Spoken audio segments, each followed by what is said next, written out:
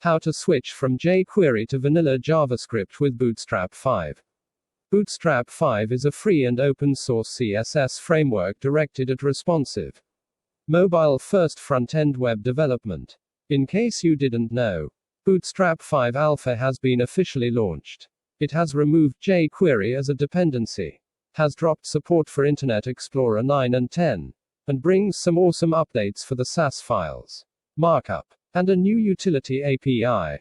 This tutorial will show you how to start using Vanilla instead of jQuery when building websites using the newest version of Bootstrap 5. You will need to include Bootstrap 5 in your project.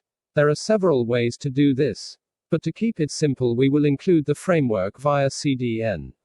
Link rel equals stylesheet href equals integrity equals SHA-384 R4 NYP46 cradelayout 5 TP8 Y7 USMA 05 OM1 IAEQ17 C subquanuke 2 plus K9 LuxQOFXJCJ4 I crossorigin equals anonymous greater than afterwards include the Popper.js library and the main Bootstrap JavaScript file before the end of your body greater than tag. Script src equals integrity equals SHA-384Q6E9 rubbies fyoft plus 2 mile v9 io yy5n3z v9zz ttmi3 uks etquavox emfuao crossorigin equals anonymous greater than script greater than script src equals url //stackpath.bootstrapcdn.com path /bootstrap /5.0.0-alpha1/js/bootstrap.min.js integrity equals SHA-384 EC62 Holfreeze 4 LXRF63 Ajdexdipith Westbound VTL9Y9 TRLW5XL KeepNIVVDSHGF crossorigin equals anonymous greater than script greater than. Curious what the integrity and crossorigin attributes mean?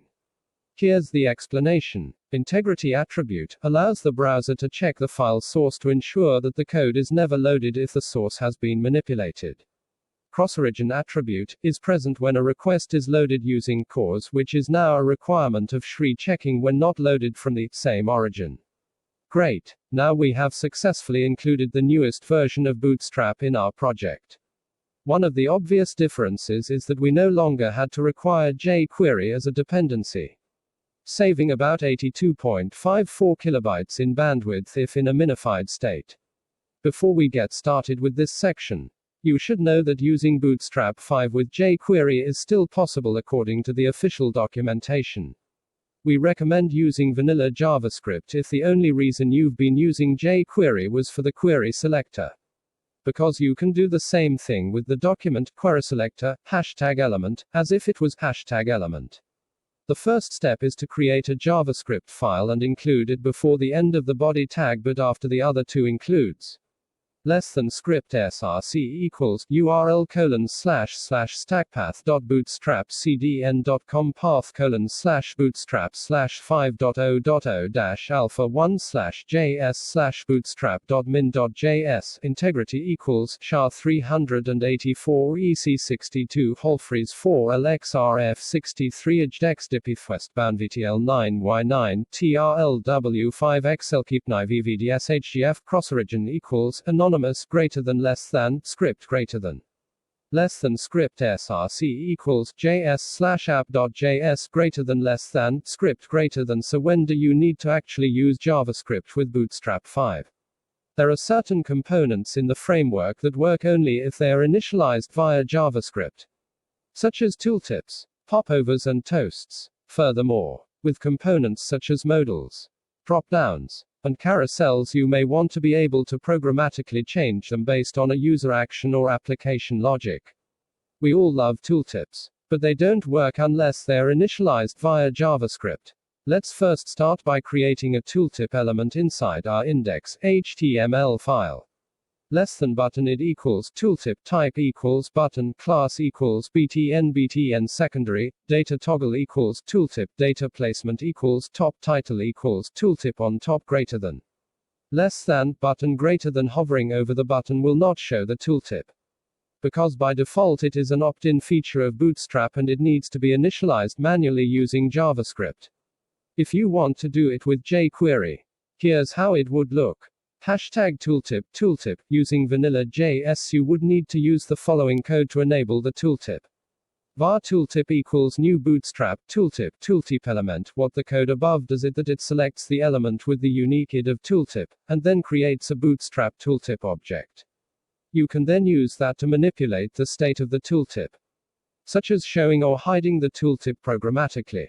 What happens here is that we select all of the elements that have the data toggle equals tooltip attribute and value and initialize a tooltip object for each one. It also saves them to a tooltip list variable. The collapse feature on Bootstrap is another very handy way to show and hide elements via data attributes or JavaScript.